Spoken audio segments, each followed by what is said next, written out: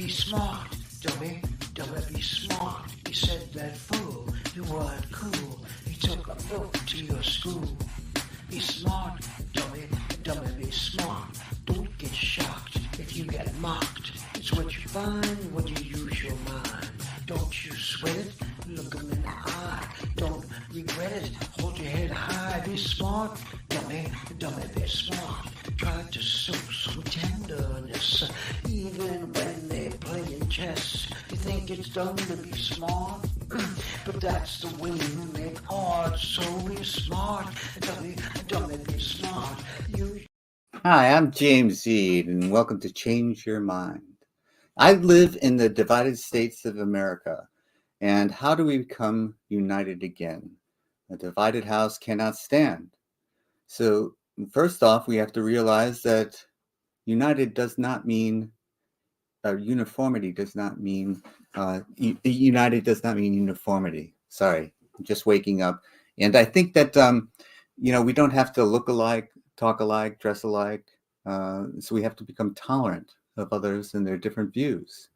And sometimes we try to change other people's minds. But I think at the heart of it, it's time for us to start worrying about our own minds and how do we change our minds? Can we change our minds? And if we can, it's an inside job. So each week I bring on a topic that I need to think about more. And I initially had some skepticism about, and I learned to change my mind. And today, let's see if I can. This is the topic, Reiki. What does Reiki mean? And I have brought on a guest that I know as the Purple Lotus. Hello, how are Namaste. you? I'm very well, thank you. How are you doing? I am doing just terrific. I'm happy to have you on the show. But I wanted to know that at first when I heard this, Amanda May, Anand May, say your name for me. Anandmay. Anand May. Thank you. And so my tongue is stupid and I stumble over words, but I'm here I first heard about Reiki and I was thinking, who is this Reiki guy? And I learned that it was one word and it was spelled like I just showed, spelled like that, right? Yes. So far, That's so good? Okay. yes. And now I understand you're considered a grandmaster of Reiki. Is that right? Yes. Yes, You that's are. correct. Okay. Now I'm a chess player and the grandmasters in chess are excellent chess players. They're the best. Is that what you are in Uh, Reiki? we'll find that by the end of the show. Okay. So the essence of Reiki, the way I understand it, is that you use energy to heal. Is that correct? Yes, that is Okay. correct. Now my first initial reaction to this is energy healing. I've got a bridge to sell you. What are you trying to tell me that I don't possibly believe that energy is healing, that you can heal by energy? I mean, I come from the Western civilization where we either use a scalpel or give you a pill. So what is this concept of energy healing? Can you tell me in like 90 seconds what you're So, talking about? first of all, thank you so much, and I'm honored to be here and to share my views or whatever I have learned so far in past 10, 12 years. So, first of all, we need to understand Reiki comes across as one word, but it is actually two words in Japanese, Rei and Ki. So, Rei means life force or the universe's energy, and the key, sorry, the ray means life and key means force, so together it is like universe's force or the life's force. And in the Western world as well, Jim, uh, everybody knows that we all are made up of energy. Everything has an energy, if even if you say it's a non-living thing or a living thing. And what happens is, how we understand is, what is emotion? Emotion is energy in motion. Mm. So when that gets stuck in somewhere in our body or in our mind, that creates issue. And with Reiki, with the help of Reiki, when we start, we clear that blockage and we let the energy flow again, you become whole and healthy. I hope I Okay. have the answer. That's a wonderful answer. I'm thinking of because the show's based on the blockage in our minds, and you're Mm-hmm. talking about the blockage in our bodies as well. And Yes. emotion is part of that. And so I think that like the mind and body are connected. And um, what I say when I'm practicing my spiritual practices, I'm thinking the mind can calm the body and the body can calm the mind. And I use Yes. deep breathing as one of the tools and techniques that I use to calm myself when I'm agitated or anxious. And um, so describe to me, how could you change a blockage? What do you do if there's a blockage in my mind or in my body? How would you unblock it? Okay, so first of all, how Reiki works is that a person becomes a channel first, and we call them a Reiki. We call them Reiki channel. So first of all, the person themselves gets healed for 21 long days. They have to do particular practice every day for 1.5 hours. Some different like some form of meditation they have to go through for 21 days, so that they become a vessel, a channel, and then the Reiki channels can channelize the universe's energy. So in India or in all the civilization, we have learned this, that the body is made of 5 elements. Yeah. So it's air, it's water, it's fire, it's Mother Earth, and it's Father Sky. So, Ah, collecting the energy from all these 5 things, we call it Panch Tattva in Hindi or in Sanskrit. So, when we collect the energy from all these things, we can channelize the Reiki channels, can send the energy through, like from them to the person through their hands. And that is why it's also called the hands on healing. So it's like your hand become your powerful tool, the channels tool, and the person can either send the Reiki from a distance also, which I'll explain in the later part of our show. And first, the other one is the more physical one. So if I am there with you, I can move my hands across your body wherever there is a blockage. It will tell me energetically that there is a blockage, and then I can remove it from there. And when it comes to the blockages in mind, which we form as a belief system, yes. that this might work, this might not work, oh, this is not logical, how this can be possible, that sort of things, then with the help of Reiki, first of all, we make the person at ease. And then we ask a couple of questions as well. And then we put the intention that, okay, I am rigid. I know that I'm very rigid and I have a belief system, but then I'm willing to change. And Wow. there you shift the energy from rigid brick like person that, oh, I don't, whatever I know is the correct, and then, okay, I am willing to change, and I'm allowing a simple like a small crack in the wall, and I will let the light enter, and from there the energy enters the person mind and their body system. And most of all, it works on your energy system rather than on the physical mind or the physical body. And once that is fixed, you are whole. Okay. This is right. I'm really getting. I don't know if I'm showing it, but I'm getting really excited about this. What you're telling me, and but I still have some doubt in my mind, because you're talking about. First, you said that you had like 21 hours of meditation, and that was to become a Reiki channel. But Yes. then it sounds like at the end of a session, when a Reiki channel changes a person, that they have become a Reiki channel themselves. And that can't be true, is it? Right? I'm getting something mixed up there. Can you explain? So, first of all, if I am a person and I want to learn Reiki and become a Reiki channel, okay, so I will go to a master, a grandmaster, which I am, and I can teach people. Okay, Right. now after a couple of like 4 or 5 years of studies and meditation and practices. So, for example, I am just a simple girl and I want to learn Reiki. I'll go to a Reiki grandmaster. They will take classes. It could be for 1 day, 2 day, or 3 days long, and in those 3 days or 2 days, there are a couple of meditation, there are a couple of self practices which they teach you. They give you some history about Reiki, some things, the theory part also. They give you the theory books and position on where you have to self heal first. And once that is done, at the end of the third day or the second day of the course, the grandmaster attunes the person who has sat in that class. Wow. And by attunement, I mean balancing the chakra, activating the chakra, and making the person move like inside out. It's like a moving energy. And then after that, what happens is that the person like me, I will have to come back home and I will have to practice for 21 long days, whatever meditation or the self healing. Like we have to put our hands on different positions of our body and then chant the Reiki mantra, which we call the symbols as well. There are no mantra as such, but in Japanese we have symbols to in a way to read it. So you have to say those symbols and heal yourself, because it's a very simple theory. If you do not have a glass of water, how will you give it to me? So Right. if I am not healed myself, how can I Right. heal somebody else? So, and it is also said that 21 days is the best time to learn a new thing or get into a new habit. So you become a Reiki channel and then you can heal after the second level of attunement.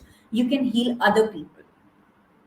And one Reiki session goes for 1 hour, 1 hour, 10 minutes long for somebody. So if I'm a Reiki channel and I'm healing you, so it will, in physical form, it will be say 1 hour, 10 minutes long. And if I'm doing it from a distance, it could vary from 30 minutes to 40 minutes. I see. Yes. And at the end of that result, the person that you're healing is not a Reiki channel, as you just No, described. no, they are not, but they are receiving the energy. So they are getting into the balance. Right. So it's a question of balancing. And so you mentioned the chakras. And so if you can, as I do, move the energy, the life force, Yes. I guess the Reiki, from one chakra to another. Hmm. What do you is that part of the Reiki practice, or is that something else entirely? Or can you help me understand what it is? Because it's movement of energy and it's chakra based. But what is it that I'm doing when I do that? So you are basically incorporating couple of things together.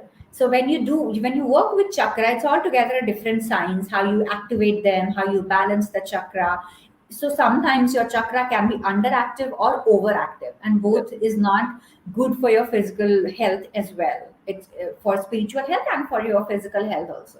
So what a person like anyone can do that if they know how to do it. They can anyone. You do not have to be a Reiki channel or a practitioner for that matter. So when you are working with your chakras, so and it also helps in grounding. So Yes. grounding is very much important if you are into any spiritual practice. Like it could any it, like pick one spiritual practice and you will see that everybody sits on the ground or they sit on a chair, but they are being connected to Mother Earth. So that's the yeah so that's something where or I mean in that process also we activate or we balance the chakra, and we use that. So when you are moving your energy, you are just playing with your chakra and balancing them, but you can incorporate it with different modalities, because now when I say I am being trained in about 24 different healing modalities.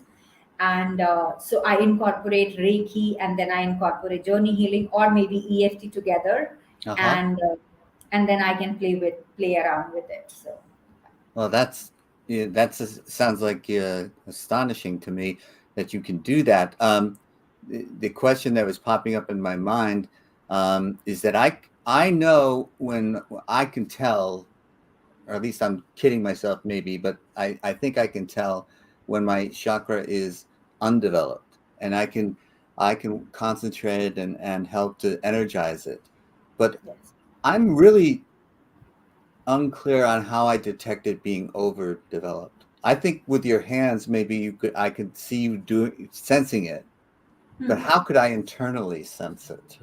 Or can you help me understand that at all? Yes. So what happens is that every chakra is associated with a emotion or a body organ or a physical organ like that. So for example, we take that heart chakra. Okay, the color is green Right, and it's situated right in the center of your chest. right, If it's underactive, it will it will stop you from loving, right? It will stop you from loving yourself, or anybody else for that matter. Anything related to love will seem like far gone. Why did you pick that when you were looking at me? I don't know. And when it's That's overactive, that's when I was working on. But we'll get back to that. Okay, so when it's overactive, you tend to give more. You become a giver. So being underactive and overactive are like the two part, like two separate poles of on the same spectrum. But if it's in the balance, you are equally giver, equally receiver. So when it's underactive, it feels very difficult to receive anything. It could be love, it could be gift, it could be a compliment for that matter. If somebody is complimenting you, you're like, oh, what's the hidden agenda? Why the person is complimenting me? it's like you And know me. Wow, that's an amazing insight because that is exactly the type of thinking that I would have. People, one person who knew me well told me, Jim, you have to get better at receiving compliments. And I learned to just say thank you. But what the deeper underlying lesson here, I think, is that my heart chakra is undeveloped. yeah, And I would say this is, above me, you can see the book that I wrote, Freedom. It was about addiction. And it was when I was in the throes of addiction that I felt this undeveloped heart chakra. And it was unable to receive love, unable to receive compliments.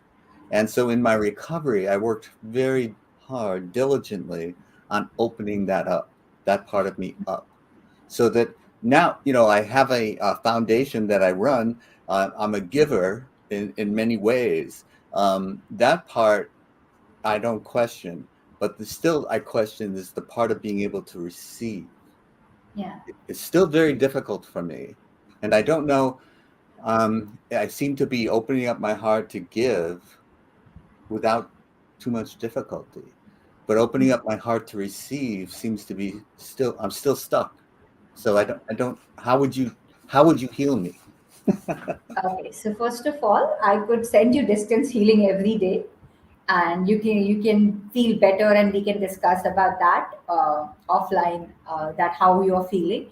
The second, how you can heal yourself, and that's the bestest thing I always tell people: sit on a chair or sit on a ground. In Padmasana, if you're sitting on a ground, but if you're sitting on the chair, it's perfectly fine. Hmm. Keep your feet on the floor without any shoes or something, and just close your eyes, and you can heal all your chakras like that. Hmm. And then imagine a lot of roots growing through your feet and through your like at, through your calf muscles, and everything is going deep down in the earth. Take a couple of deep breaths and let the root grow as deep as they want to grow. They will let you know when they have reached deep enough. And right now, I'll just be telling you how to heal your heart chakra, but you can do it with all your chakras. So now you can imagine or visualize rather a white healing light is coming up from Mother Earth. And while it is coming up, the white is turning into green color of heart chakra. And now visualize your heart chakra opening up or blooming up like a flower in the front and in the back as well. So it's like two cones together, Mm. and they're just opening up, rotating clockwise and anti-clockwise. It could be front clockwise and back anti-clockwise, but it's just rotating and it's opening up. Mm. And as you let that green light from Mother Earth heal and balance that, you put an intention that every day when I do this practice, I am healed and I am becoming whole, and my heart chakra is balanced. It is not overactive, it is not underactive, it is just perfectly balanced. And once that feels complete, you can allow the light go back to the Mother Earth. Say thanks to her. Bring back all the roots to your body. Close them with your visualization and say thank you. And you can just open your eyes. Wow. It's very interesting because what I do is connect to Mother Earth, bring the white light up, and turn it green at my chest. But I don't visualize the rotating flower, Yeah. and I It, don't. Go ahead. sorry, go ahead, sorry. Uh, I guess I don't do. And I don't at the end give thanks, which I think is important. Yes. And because I do all the chakras at the same time. And so I Hmm. will give thanks at the end, but not at the individual chakra. And I think what I'm learning from you is that if I want to heal a particular chakra, this is the concentration method Yes. for any individual chakra. Yes, that is correct. Yes. So um, this gives me something to work on because I'm still confused with being able to give but not receive. Is that overactive, underactive, or just out of balance?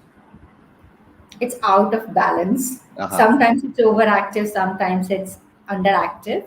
Right. So what happens, Jim, is say for example, say this pen is our spine, okay, Right. and this is our chest side. Okay. So there's a cone shaped thing, so like a flower, like this. So it has to open in front, and the same side it has to open in the back. So one rotates clockwise and the other rotates anti-clockwise. So the channel gets open. Ah, now I get it. That just that okay. Thank you. That was the missing piece for me. Yeah. So The that's how it opening of the works. channel. That's actually wonderful to me because I need that visualization. Otherwise, I get into my head where it's better for me to be visualizing a little bit outside of me. And And that mechanism, whichever way I'm turning, yeah, is a good visual for me. So yeah. thank you very much for that. You're welcome. Yeah. And also, you can do it like in one sitting, you can do it with all your chakras. Like you can rotate your starting from the root chakra to your crown. So you start from the root because it's the closest to the Mother Earth and it's the chakra for our survival. Right.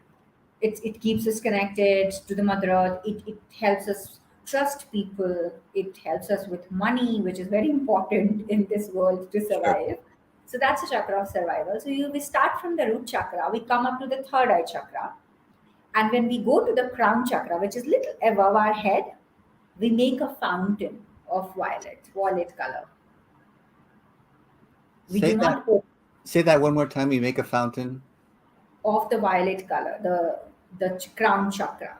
So it's like the energy is coming up Okay. So here, and then it's like what color is this? the third eye chakra. It's indigo.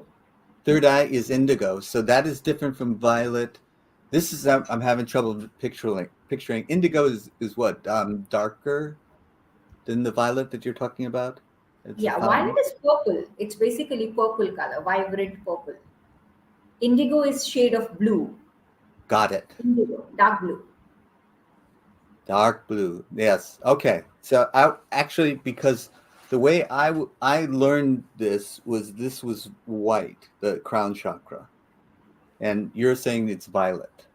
So simple. Write down on a piece of paper. Say Vibgyor. It's Vibgyor. Say it one more time. Vibgyor. Vibgyor. And that's the color of all your chakras. I got red, orange, yellow, green, blue, Indigo. indigo, violet. Violet. Thank So you. that's it. I need acronyms. Yeah. That's wonderful. Okay, now let me just check. Okay, we're running towards the end of the show, so I can't go into as much detail as I want to with you. I Mhm. very much appreciate these insights. But one thing I'm questioning you now is Reiki is Japanese, or originated in Japan. Is that correct? How did you get Yes. started? How did you So get connected to a Japanese practice? okay, so so basically, it started by Master Yusoi in 1920, but few people say that Master Mataji was practicing this in 1914 as well. Okay. But when you go to the root cause or like the roots of this, everything is based on belief system, intentions, and energy. Few people also says that it was an ancient Indian or Tibetan technique when Tibet was also part of India. It was a very old technique based on the universal energy and everything, and it was rediscovered in Japan by Yeah. Master Roshi. So how I got introduced it was when I was going through a bad phase in my life. I was going to see a counselor or psychiatrist, if I would be honest. First of all, she prescribed me medicine because that's what doctors do. Right. But after some time, she said that I feel that you are an indigo child, and I had no clue what it was. And then she said, "Why don't you learn Reiki?" And I said, "Okay, what it is." And she told me, as I am telling you right now, and I'm advocating for it. But my first statement was, you make fool out of people. How can somebody put a hand on somebody and the Yeah. person will get healed? Yes. So I have the same conversation which you are having with me today, 10 Uh-huh. years ago, or 12 years ago, Uh-huh. rather.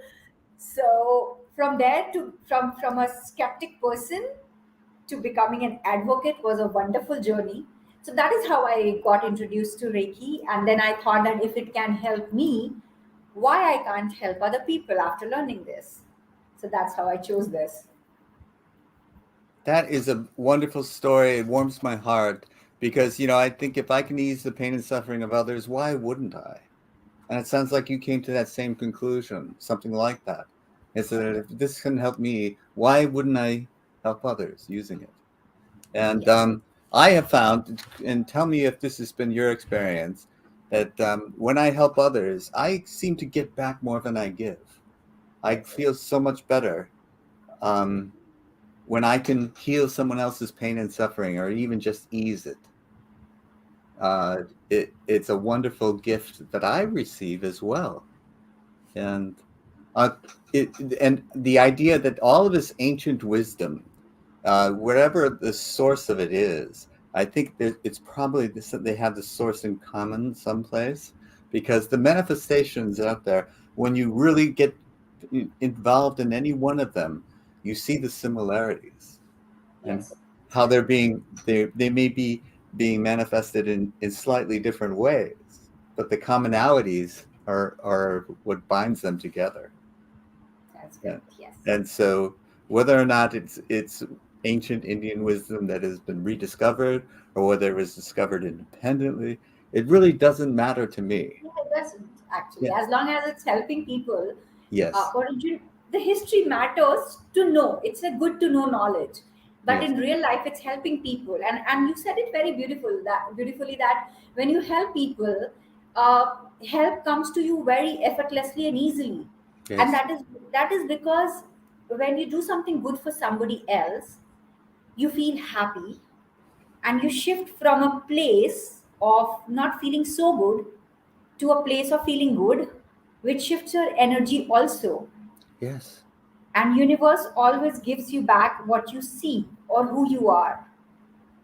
So if You, you are happy, if you are helping other people, you're like giving out the energy of happiness and helping other people. So universe says, okay, take it more.